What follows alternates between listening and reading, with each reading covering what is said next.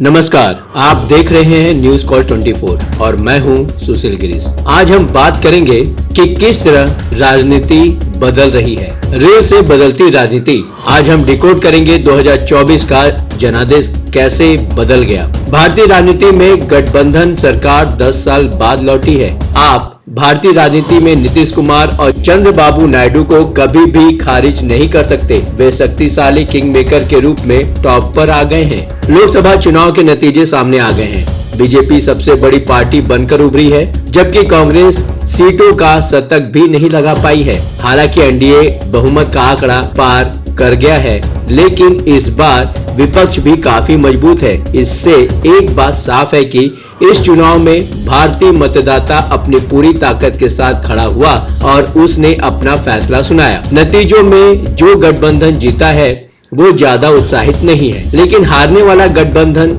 जश्न मना रहा है। इस फैसले ने जागीरदारी की राजनीति के खिलाफ वोट देने के साथ ही एक मजबूत विपक्ष के लिए भी वोट दिया है। इसके बावजूद वोटर्स ने नरेंद्र मोदी को तीसरे कार्यकाल के लिए अपना प्रधानमंत्री चुना है, जो 60 साल बाद हासिल की गई उपलब्धि है। अब की बार गठबंधन सरकार। भारत की राजनीति में गठबंधन सरकार 10 साल बाद लौटी है। भाजपा ने 2014 में 282 सीट और 2019 में 303 सीटें जीती थी, लेकिन इस बार बीजेपी अपने दम पर बहुमत का आंकड़ा नहीं छू सकी। भगवा पार्टी बहुमत से 32 सीटें पीछे यानी 240 सीटें ही हासिल कर सकी है। इस चुनाव में जमीनी मतदाता के पास बीजेपी और विपक्ष दोनों को लेकर अपनी अपनी राय है। वोटर्स तमाम न्यूज शो और सोशल मीडिया पर वायरल होने वाली क्लिप से लेकर बेहतरीन ग्राफिक्स और एडिटेड वीडियो पर अपनी उंगलियां घुमा रहे थे। भारत में 52 करोड़ इंस्टाग्राम यूजर्स और 45 करोड़ फेसबुक यूजर्स हैं। इस चुनाव में एक औसत मतदाता की प्रतिक्रिया अक्सर इस तरह के वीडियो से निकलती हुई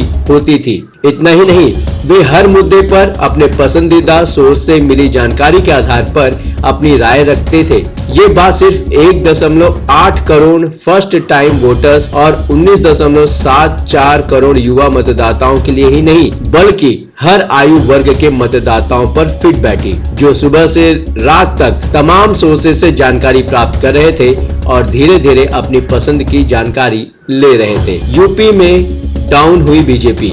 यूपी में बीजेपी इस बार अपनी उम्मीद के मुताबिक सीटें हासिल नहीं कर सकी। आखिर इसकी वजह क्या है? बीजेपी फैजाबाद हार गई। अयोध्या हारना मतदाता का रुख बताता है। राम मंदिर ट्रस्ट के अध्यक्ष निपेंद्र मिश्रा के बेटे साकेत मिश्रा चुनाव हार गए। 1952 में अयोध्या में विवादित ढांचे को गिराए जाने के समय यूपी के मुख्यमंत्री रहे कल्याण सिंह के बेटे राजवीर सिंह भी चुनावी मैदान में कोई कमाल नहीं कर सके और वो भी हार गए। उधर गोंडा, कैसरगंज के अलावा भाजपा अंबेडकर नगर, बस्ती, बाराबंकी और सुल्तानपुर की आसपास की सभी सीटों पर हार गई। जब चुनावी मुद्दों के बारे में पूछा गया तो लोगों ने राम मंदिर का जिक्र तक नहीं किया था। नतीजों ने इस बात पर मुहर लगा दी कि मंडल ने कमंडल पर कब्जा कर लिया है। फैजाबाद में पासी समाज से ताल्लुक रखने वाले वोटों का एक बड़ा हिस्सा सपा के अवधेश प्रसाद के साथ गया और उन्होंने भाजपा के लल्लू सिंह को हरा दिया। राम मंदिर भी भाजपा को अयोध्या में नहीं जिता सका। जब राम पथ पर मंदिर के सामने सैकड़ों सड़कों का चौड़ीकरण हो रहा था तो लोग भक्ति भाव में नारे लगा रहे थे, घर घर भगवा छाएगा, आगे का 2 कमरा जाएगा। लेकिन भाजपा के लिए फैजाबाद की हार ने कमंडल को अंतिम विदाई दे दी है। संविधान बदल देंगे। भाजपा के बड़ बोले उम्मीदवार इस बात का ढोल पीट रहे थे कि बीजेपी को 400 सीटों का प्रचंड बहुमत संविधान में बदलाव सुनिश्चित करेगा। भाजपा के लिए कोई भी डैमेज कंट्रोल इसकी भरपाई नहीं कर सका। वहीं मुस्लिम, यादव और दलित गठबंधन ने सुनिश्चित किया कि 2 लड़कों की जोड़ी यानी राहुल गांधी, अखिलेश यादव अच्छा प्रदर्शन करें।